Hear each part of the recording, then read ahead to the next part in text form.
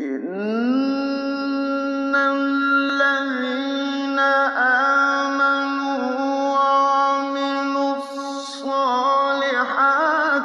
لَهُمْ جَنَّاتُ النَّعِيمِ خَالِدِينَ فِيهَا وَعْدَ اللَّهِ حَقًّا ۚ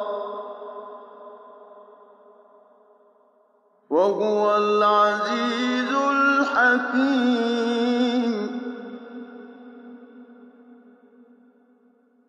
خَلَقَ السَّمَاوَاتِ بِغَيْرِ عَمَدٍ تَرَوْنَهَا وَأَلْقَىٰ فِي الْأَرْضِ رَوَاسِيَ أَن تَمِيدَ بِكُمْ وَبَثَّ فِيهَا مِن كُلِّ دَابَّةٍ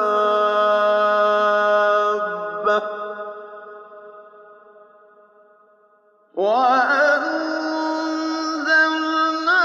مِنَ السَّمَاءِ مَاءً فَأَنبَتْنَا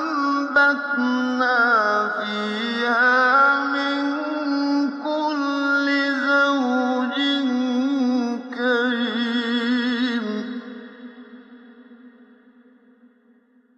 هَٰذَا خَلْقُ اللَّهِ فَأَرُونِي مَاذَا خَلَقَ الَّذِينَ مِن دُونِهِ ۚ بَلِ الظَّالِمُونَ